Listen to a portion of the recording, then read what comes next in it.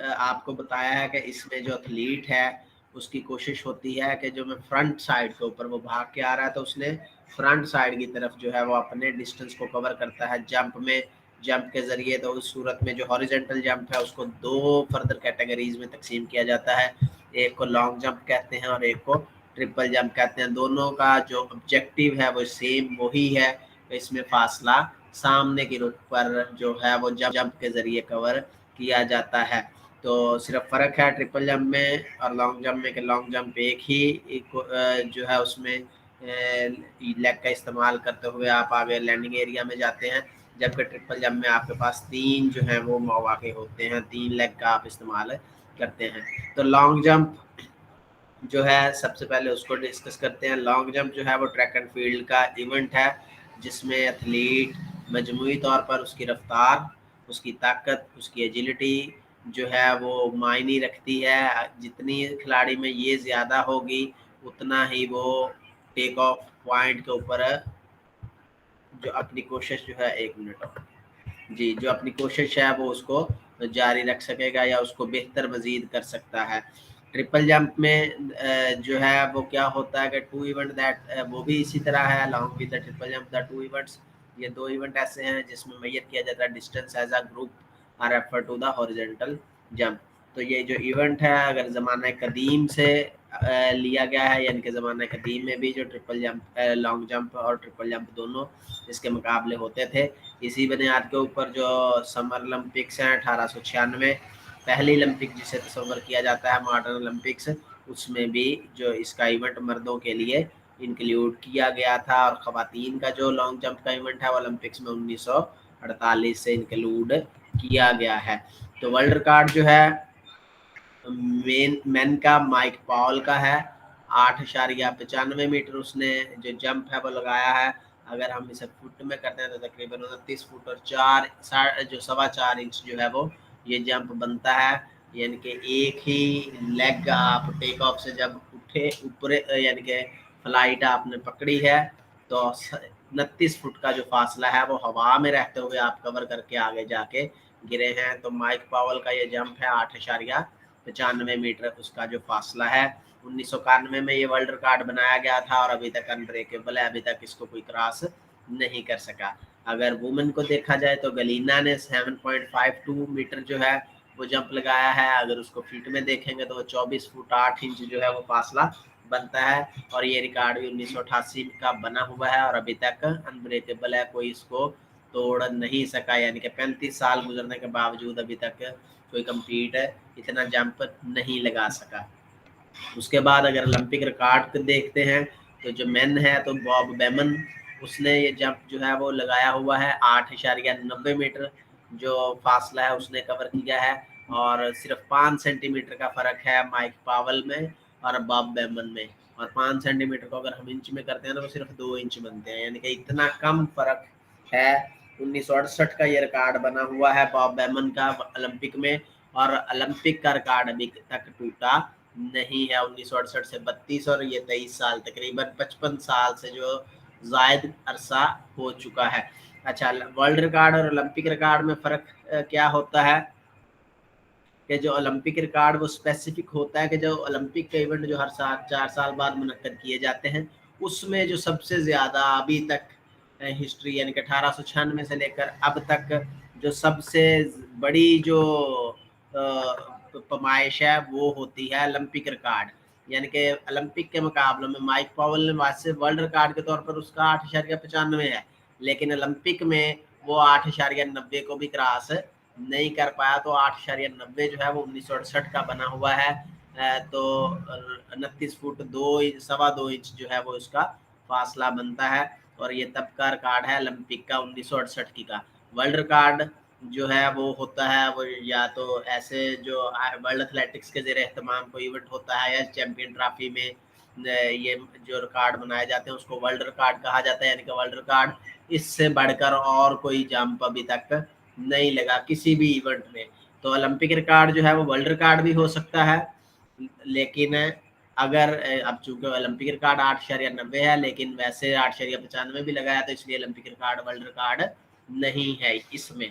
तो इसी तरह जो वुमन है जैकी जॉइनर है 7.40 मीटर उसने जंप लगाया है ओलंपिक्स में, 24 फुट 3.25 इंच जो इसकी पैमाइश बनती है, और ये भी 1988 का जो रिकॉर्ड है वो बना हुआ है और अभी तक अनब्रेकेबल है।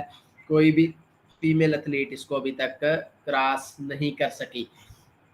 तो लॉन्ग जंप है वो लगाया कैसे जाता है, इसमें रनवे इस्तेमाल किया जाता है। रनवे उसकी जो लंबाई है वो कम से कम 40 मीटर होती है, और जो चढ़ाई है वो जितनी एक गली की चढ़ाई होती है, ट्रैक की हमने गलियां पढ़ी थी, तो हर गली की जो चढ़ाई वो 1.22 मीटर जो है वो होती है। जो मिनिमम लेंथ है ये 40 मीटर है और मैक्सिमम ये 45 मीटर तक हो सकती है।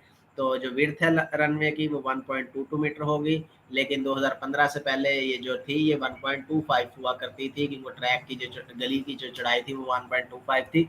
लेकिन अब चूंकि वर्ल्ड एथलेटिक्स के जो कवानीन है उनके मुताबिक गली की चढ़ाई भी 1.22 मीटर है, तो जो रनवे है वो भी 1.22 मीटर ही इस्तेमाल किया जाता है। तमाम जो रनवे की लाइनें हैं वो जितनी ट्रैक की लाइनें मार्क की जाती हैं 5 सेंटीमीटर मोटी लाइन से, उतनी ही मोटी लाइन लगाई जाती है जो ट्रैक रनवे की हदबंदी को जाहिर करती हैं। और कलर जो होता है रनवे की लाइनों का वो सफ़ेद कलर से, ये जो पेंट है या जो टेप वगैरह वो इस्तेमाल की जाती है लाइनें जो मार्क करने के लिए।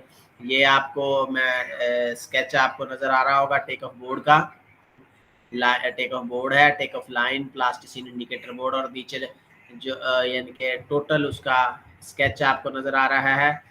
अगर एरो आपको स्क्रीन के ऊपर विजिबल है तो ये 1.22 मीटर इसकी जो चढ़ाई होती है रनवे, यहाँ से लेकर इस लैंडिंग एरिया का जो एज है यहाँ तक जो मिनिमम सॉरी लैंडिंग एरिया का कह रहा हूँ, जो आपका टेक ऑफ बोर्ड का जो एज है यहाँ तक मिनिमम जो 40 मीटर है एरिया मौजूद होता है मिनिमम, और मैक्सिमम ये 45 मीटर हो सकता है। उसके बाद टेक ऑफ बोर्ड होता है, आपको रेड कलर में नज़र आ रहा है यहाँ पर टेक ऑफ बोर्ड, और उसके बाद ब्लैक कलर में आपको प्लास्टिसिन इंडिकेटर बोर्ड नज़र आ रहा है। तो इन दोनों के दरमियान जो अनविजिबल लाइन है उसको टेक ऑफ लाइन कहा जाता है। यहाँ से खिलाड़ी जंप करता है और आगे लैंडिंग पिट जो आपको नज़र आ रही है, खिलाड़ी ने यहाँ पर आकर जो गिरना होता है, इस जहाँ पर वो गिरेगा इस लैंडिंग पिट में जो करीब तरीन निशान होगा इस लाइन के, वहाँ से जो खिलाड़ी है उसकी पैमाइश की जाती है। तो जो टेक ऑफ बोर्ड है उसकी फर्दर वजाहत ऊपर वाली ये जो स्केच है उसमें है कि ये रन अप जो लिखा हुआ है इसका मतलब ये रनवे है। खिलाड़ी यहाँ से आता है भागता हुआ, यहाँ से लेकर यहाँ तक जो है वो टेक ऑफ बोर्ड है। इसकी जो यहाँ से लेकर यहाँ तक चौड़ाई है ये 20 सेंटीमीटर इसको कह सकते हैं, 20 सेंटीमीटर होती है। और इसकी जो लंबाई है वो लंबाई यहाँ से लेकर यहाँ तक, यानी कि जितनी गली की चढ़ाई है, गली 1.22 मीटर है तो ये भी 1.22 मीटर ही होगी। और जो इसकी चौड़ाई है रेड कलर का जो हिस्सा आपको आगे की तरफ नजर आ रहा है यानी कि ब्लैक से पीछे पीछे, तो ये चौड़ाई 20 सेंटीमीटर होती है। इसमें 2 मिलीमीटर की जो कमी बेशी हो सकती है। तो ये और इसकी डेप्थ होगी, ये ज़मीन में दबाया गया होता है, लकड़ी का बना होता है या इसी तरह का कोई सूटेबल मटेरियल होता है जिसमें ये स्प्रिंग वगैरह नहीं होते, यानी कि कोई भी ऐसी चीज़ नहीं होती जो खिलाड़ी को उछलने में मदद दे। बिल्कुल रिजिड होता है, हार्ड सरफेस होती है ताकि खिलाड़ी जंप लगाए तो उसका जो पाँव है वो नीचे धंसे ना, तो इस वजह से इसको फ्लैट सरफेस बिल्कुल होती है। और ये इसको ज़मीन में रखा जाता है, लकड़ी का बोर्ड, ये 4 इंच जो है उसकी मोटाई होती है, अगर सेंटीमीटर में करेंगे तो वो 10 सेंटीमीटर उसकी जो डेप्थ है वो नीचे की तरफ होती है टेक ऑफ बोर्ड की।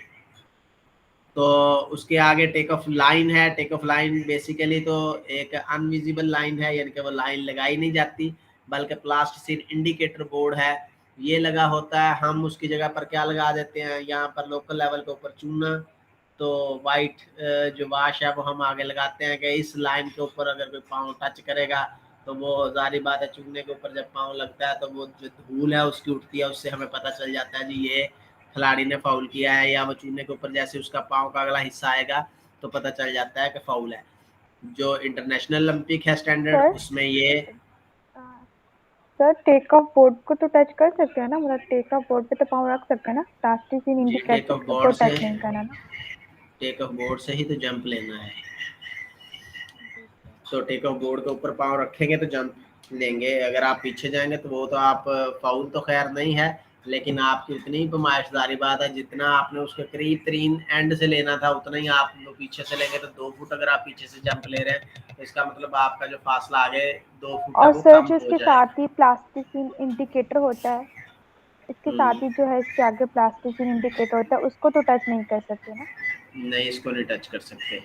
मैं वही बताने लगा हूँ कि जो प्लास्टिसिन इंडिकेटर बोर्ड है इंटरनेशनल स्टैंडर्ड के ऊपर, ये बेसिकली इंडिकेटर से यानी कि लाइट एलईडी जो बल्ब होते हैं उनसे बना होता है। जिस तरह आपने बच्चों के शूज़ देखे होंगे, छोटे बच्चों के शूज़ जिसमें बल्ब लगे होते हैं, बच्चा जब चलता है तो उसके ऊपर दबाव आता है तो चलने से उस शूज़ के अंदर से लाइटें जलती हैं, जिसे बच्चा देखकर खुश हो रहा होता है।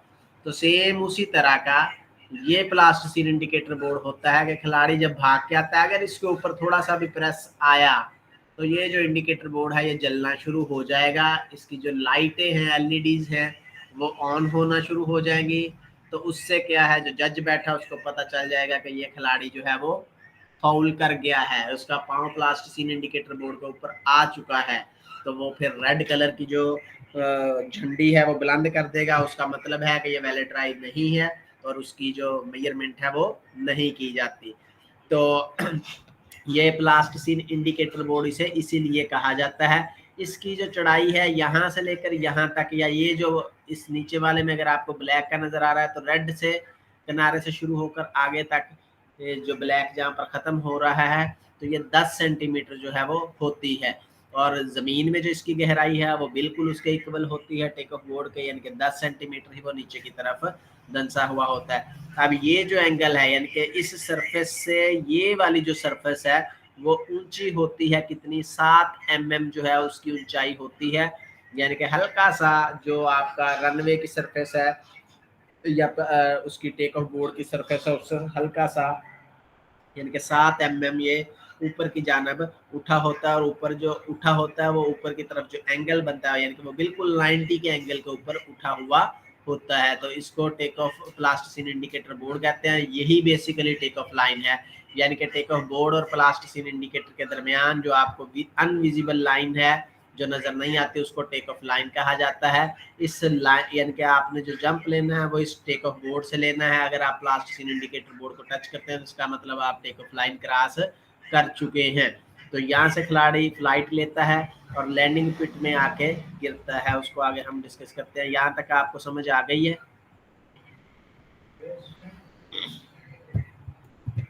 जी सर। सर ये जो बोर्ड है, ठीक है, इंडिकेटर वाला, क्या वो थोड़ा सा उठा हुआ होगा या जी उठा हुआ बिल्कुल होगा। एक बराबर होगा?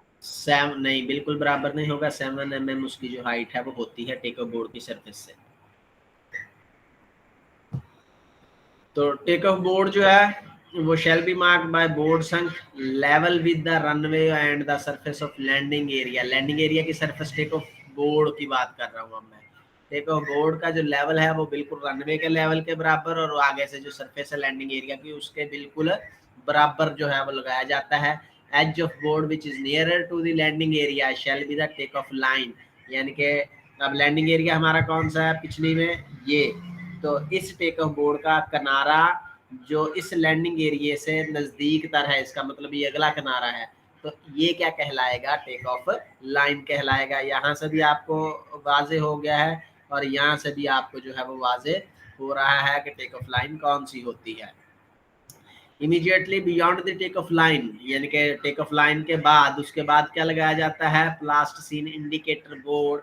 किस मकसद के लिए लगाया जाता है, फॉर द असिस्टेंस ऑफ जजेस, के जजेस की मामनत करने के लिए ये इंडिकेटर बोर्ड जलना शुरू होता है। तो जजेस को पता चल जाता है कि जो खिलाड़ी है वो फाउल करके जा चुका है। टेक ऑफ बोर्ड जो है वो रेक्टेंगुलर शक्ल का होता है यानी कि मुस्ततील होता है, मेड ऑफ वुड और other suitable rigid material in which the spikes of an athlete shoe will grip and not skid। यानी कि जब खिलाड़ी जो उसने शूज पहने हैं तो स्पाइक्स अगर इसके ऊपर लगती हैं तो ये ग्रिप करती है उसको, ये यानी कि इस तरह के वो सरफेस होती है। ये नहीं है कि वो फिसलन हो, खिलाड़ी का पाँव आए तो वो उछलने की बजाय वहां से स्किड कर जाए। तो इस तरह का जो ये मटेरियल है वो इस्तेमाल नहीं किया जाता। इसकी जो लंबाई है जैसे आपको पहले बता दी 1.22 मीटर, इसकी विड्थ जो है टेक ऑफ बोर्ड की वो 20 सेंटीमीटर और डेप्थ जो है वो टेक ऑफ बोर्ड की वो 10 सेंटीमीटर जो है वो होती है। कलर इसका वाइट होगा। उसके बाद प्लास्टिसिन इंडिकेटर बोर्ड है। प्लास्टिसिन इंडिकेटर बोर्ड वो भी लकड़ी का या सूटेबल मटेरियल का बना होता है या कोई पेंटेड होता है, लेकिन ये हमेशा कंट्रास्ट कलर होगा, यानी कि टेक ऑफ बोर्ड और इसका कलर आपस में मैच नहीं होता हो रहा होगा हमारे नेशनल लेवल के ऊपर। इंटरनेशनल का आपको जैसे मैंने बता दिया कि वो वैसे इंडिकेटर बोर्ड होता है। तो उसके बाद इसकी भी लेंथ उतनी ही होगी प्लास्टिसिन इंडिकेटर बोर्ड की 1.22 मीटर, इसकी जो विड्थ है वो 10 सेंटीमीटर और डेप्थ है वो भी 10 सेंटीमीटर होगी। और height from the level of take off board, क्या इसकी जो टेक ऑफ बोर्ड का जो सरफेस है उसकी सतह से ये 7 mm जो है वो ऊंचा होगा। और किस एंगल के ऊपर ऊंचा होगा? बिल्कुल 90 डिग्री के एंगल के ऊपर ऊंचा होगा। ये नहीं कि 45 डिग्री के एंगल के ऊपर आप ऊंचा कर दें। तो surface of the plasticine nearer to the takeoff line shall be at an angle of 90 degree। takeoff line क्या है? distance between the takeoff line and the far end of the landing area। far end landing area कौन सा होगा? जो आखिरी किनारा landing area का, वो कम से कम 10 मीटर होना चाहिए in long jump, not in triple jump. Where possible 11 metre, अगर आपके पास स्पेस है तो ये 11 मीटर भी हो सकता है। अब ये कहाँ से होगा? ये टेक ऑफ बोर्ड है, इसका किनारा कौन सा है? ये वाला, यानी कि ब्लैक से पीछे वाला। ये किनारा यहाँ से लेकर ये आखिरी किनारा है लैंडिंग पिट का, तो यहाँ का जो फासला है वो कम से कम 10 मीटर या 11 मीटर के दरमियान होना चाहिए। 10 कम से कम और ज़्यादा से ज़्यादा ये 11 मीटर हो सकता है। तो अगर ट्रिपल जंप है तो उसमें ये पोजीशन जो है वो और होगी। Take off line shall be placed between 1 metre to 3 metre from the nearer end of landing area. अब टेक ऑफ लाइन कौन सी है? ये वाली, ठीक है, ब्लैक और रेड के दरमियान वाली। तो यहाँ से लेकर लैंडिंग एरिया का जो आगाज है वो मिनिमम ये जो फासला है दरमियान में ये 1 मीटर और ज़्यादा से ज़्यादा 3 मीटर का हो सकता है। तो ये लैंडिंग जो है टेक ऑफ लाइन होती है, ये उसकी आगे डायमेंशन है। उसके बाद आगे लैंडिंग एरिया है। लैंडिंग एरिया की जो विड्थ है वो कम से कम 2.75 मीटर और ज़्यादा से ज़्यादा 3 मीटर जो है वो हो सकती है। Landing area should be filled with soft damp sand. रेत हमारे यहाँ तो वैसे मिट्टी से ही बनाया जाता है, और लेकिन जो इंटरनेशनल लेवल के ऊपर ये रेत जो है वो डाली जाती है इस लैंडिंग एरिया में। The top surface which shall be level with the take off board, जो रेत की सतह है वो बिल्कुल जो टेक ऑफ बोर्ड है उसकी सतह के बराबर होती है। तो ये लैंडिंग पिट है, यहाँ से लेकर यहाँ तक मिनिमम 2.75 मीटर और ज़्यादा से ज़्यादा ये 3 मीटर हो सकता है। यहाँ से लेकर यहाँ तक ये 9 मीटर जो है वो हो सकता है, मिनिमम 9 मीटर और मैक्सिमम ये 10 मीटर भी हो सकता है। ओवरऑल अगर 10 मीटर ये है तो फिर ये वाला 1 मीटर का फासला होगा, और यहाँ से लेकर यहाँ तक जो आखिरी किनारा है वो 11 मीटर का होता है इस तरह। तो मिनिमम 10 और मैक्सिमम जो है वो 11 मीटर का होता है। तो ये लैंडिंग एरिया है। मेजरमेंट का तरीका क्या होता है? जब खिलाड़ी जंप लगाता है तो distance shall be recorded to the nearest 1 millimeter below the distance measured if the distance measured is not in whole centimeter। अगर सेंटीमीटर में आप पैमाइश जो है वो हमेशा सेंटीमीटर में की जाती है। अगर सेंटीमीटर में पैमाइश पूरी नहीं आ रही तो फिर ऊपर वाला नहीं बल्कि जो नीचे वाला 1 मिलीमीटर है वो देखा जाएगा, उसके मुताबिक जो है उसकी पैमाइश मुकम्मल की जाएगी। और ये पैमाइश ली कहाँ से जाती है, कब ली जाती है? जब बैलेट ट्रायल होगी। बैलेट ट्रायल का कैसे पता चला था? वाइट रंग की जो झंडी है वो जज ने बुलंद की थी, तो इसका मतलब है इसकी पैमाइश की जाएगी। की कहाँ से जाएगी? पीछे चलते हैं लैंडिंग एरिया में।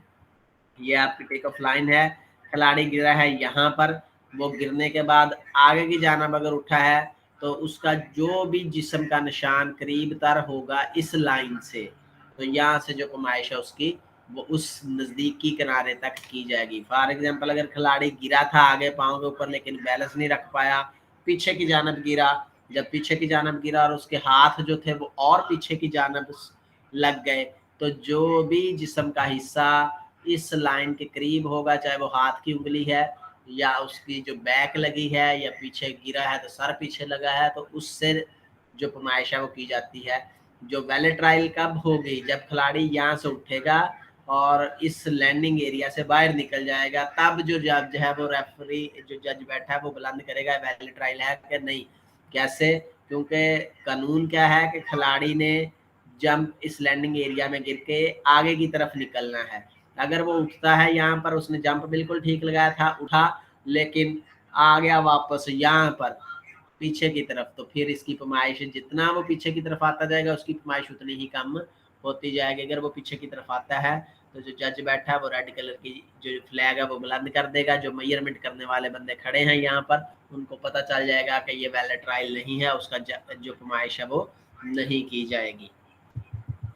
तो मेजरमेंट जो है वो ऐसे की जाती है, और उसके साथ साथ जब जंप लगाया जा रहा होता है तो हवा की रफ्तार मापने का जो पैमाना है वो भी रखा होता है। विंड गेज ऑपरेटर जो है वो भी मेजर किया जाता है कि अगर कोई रिकॉर्ड बनता है तो पता हो कि उस वक्त रफ्तार, हवा की रफ्तार किस सिमत की तरफ थी और कितनी रफ्तार से वो चल रही थी। तो ये 20 मीटर जो है वो विंड गेज जो है वो रखा जाएगा। फ्रॉम टेक ऑफ लाइन से 20 मीटर जो है वो फासले के ऊपर रखा जाता है। Measuring plane shall be position 1.22 metre high and not more than 2 metre away from the runway. Runway से 2 मीटर पीछे नहीं रखी जा सकती, 1 मीटर पीछे, और 1.22 मीटर जो स्टैंड जो है उसकी बुलंदी 1.22 मीटर होती है। और ये कब विंड वेलोसिटी मेजर की जाती है?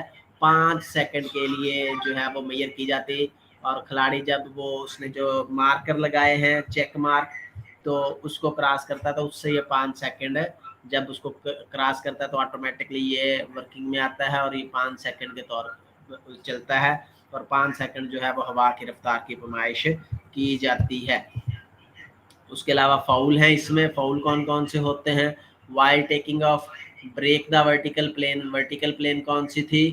बिल्कुल आपने vertical plane of take off line, जो टेक ऑफ लाइन की वर्टिकल प्लेन है आपने उसको क्रॉस करना है। अगर आप उसको क्रॉस नहीं करते, आप अपने या आप उसको जिस्म के किसी हिस्से से उसको टच करते हैं, आपने हवा में फ्लाइट लेनी थी टेक ऑफ बोर्ड से, लेकिन आप टेक ऑफ लाइन की जो लाइन है उसको टच कर रहे हैं अपने जिस्म के किसी हिस्से से, अपने पाँव से, तो उस सूरत में क्या है, आप या जंपिंग करते हुए या दौड़ते हुए आपने उसको टच कर लिया है तो ये क्या हो जाएगा? फाउल हो जाएगा।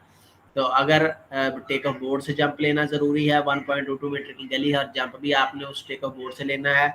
अगर आप टेक ऑफ बोर्ड की बजाय साइड से जंप लेते हैं, इनके 1.22 मीटर के बाहर से जंप लेते हैं, तो उस सूरत में भी ये फाउल तस्वर किया जाएगा। जंपिंग के दौरान या रनवे के ऊपर दौड़ते हुए आते अगर आप कोई कलाबाजियां लगाते हैं और कोई एक्स्ट्रा जिम्नास्टिक के अपना जो फन है उसकी सलाहियतें अगर आप में मौजूद हैं, आप उसको दिखाने की कोशिश करते हैं, तो उस सूरत में भी आपको जो है वो फाउल आपका करार दे दिया जाएगा और पैमाइश आपकी नहीं की जाएगी। टेक ऑफ के बाद आपने अगर आपका जो पाँव है before the first contact with the landing area they touch the runway or the ground outside the runway or outside the landing area, आपने टेक ऑफ के बाद गिरना है, लैंडिंग एरिया के अंदर गिरना है। अगर आप लैंडिंग एरिया के बाहर गिरते हैं या गिरे आप लैंडिंग एरिया के अंदर थे लेकिन आपका जो हाथ है वो बाहर लग गया या जिस्म का कोई हिस्सा या टांग का कोई हिस्सा बाहर, बाहर किस तरफ? साइडों की तरफ।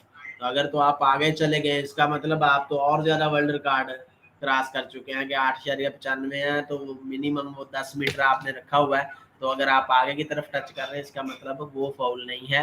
लेकिन अगर आप साइड की यानी कि 2.75 मिनिमम है, मैक्सिमम 3 मीटर है, इस एरिए के बाहर अगर आप टच करते हैं तो क्या है? फाउल है। उसके अलावा आपके जिस्म का कोई हिस्सा टेक ऑफ के बाद रनवे की लाइन जो है उसको टच करता है तो भी फाउल होता है। लैंडिंग के दौरान अगर आप उसके जो लैंडिंग एरिया का जो बॉर्डर है उसको टच करते हैं और ग्राउंड को बाहर पर छू लेते हैं तो क्या हो जाएगा? फाउल है। Leave the landing area in any manner, यानी कि जिसको कानून इजाजत नहीं देता लैंडिंग एरिया छोड़ने का खास तरीका है, कवानीन में लिखा हुआ है कि खिलाड़ी किस तरह उठेगा और किस तरफ को बाहर जाएगा। अगर आप उसके अपोजिट कोई हरकत करते हैं तो वो क्या है? फाउल है। When leaving the landing area an athlete first contact by foot with its border or the ground outside shall be further from the takeoff line than the nearest break in the sand, which may be any mark made of overbalancing completely inside the landing area or when walking back। ऐसा या ना तो आप walking back कर सकते हैं, ना आप उसको जो लैंडिंग एरिया उसके बाहर उसको टच कर सकते हैं सैंड को, और ना ही आपने टेक ऑफ लिया है आपके जिस्म का कोई हिस्सा टेक ऑफ के बाद जो रनवे है उसको या लैंडिंग एरिया का जो इनर एज है, स्टार्टर एज, वहां पर अगर टच करता है तो फिर पैमाइश भी वहां से की जाएगी। तो जहां पर आप गिरेंगे वहां से पैमाइश जो है वो की जाएगी। तो ये इसके जो है वो फाउल है। यहाँ तक अगर कोई कंफ्यूजन है तो पूछ सकता है।